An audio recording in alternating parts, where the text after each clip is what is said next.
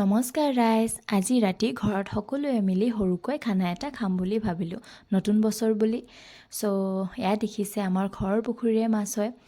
দাদাই তাকে মাৰি আনিলে আৰু এতিয়া বায়ে বাচিবলৈ লৈছে। বায়ে মাছখিনি বাছি দিব আৰু মই ধুনীয়াকৈ বনাম। যিহেতু মাছখিনি ময়ে বনাম, বেছি দেৰি নকৰি কেৰাহীটো গৰম হ'ব দি দিলোঁ মাছ ভাজিবৰ কাৰণে। আৰু এতিয়া মাছখিনি ধুনীয়াকৈ ভাজি ল'ম। এফালে মই মাছ বহাই দিছোঁ আৰু আনফালে বেঙেনা ফ্ৰাই কৰি আছোঁ, কাৰণ জল্দি হ'ব লাগিব ন। যিহেতু ঠাণ্ডাৰ দিন, বেছি ৰাতি হ'লে খুব ঠাণ্ডা লাগে। মাছখিনি মই ভাজি ল'লোঁ। এতিয়া শাকটোও বহাই দিম, মানে বিলাহী আলুৰ লগত মাছৰ জোল। মই পিঁয়াজখিনি কাটি লৈছিলোঁ, এতিয়া ভাজিবলৈ লৈছোঁ। শাকটো চিম্পুলকৈও বনাম, যিহেতু ঘৰতে খাম, এনেও চিম্পুলকৈ খাই ভাল লাগে।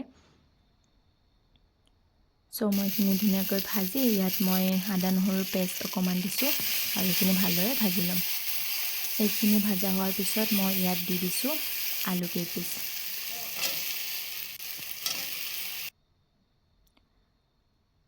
আৰু ইয়াত সোৱাদ অনুসৰি নিমখ হালধি দি দিছোঁ আৰু এতিয়া ভালদৰে ভাজি ল'ম। আলুখিনি সিজাৰ পিছত ইয়াত মই দিছোঁ বিলাহীখিনি আৰু এইখিনিও ভালদৰে ভাজি ল'ম। প্ৰায় 10 মিনিটমান ভাজাৰ পিছত এইখিনিও ভালদৰে সিজি গৈছে আৰু এতিয়া মই ইয়াত গৰম পানী ঢালি দিছোঁ উতলিবলৈ।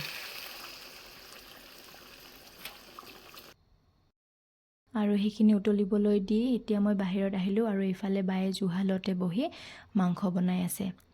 আজি মাংসখিনি গ্ৰেভিয়ে খাম, যিহেতু মাছৰ জোল বনাইছোঁ মই। সেইটো জোল হ'লে বেয়া লাগিব খাবলৈ। বায়ে বনাই আছে আৰু মই ওপৰতে এনে লাৰি দিবলৈ গৈছোঁ আৰু।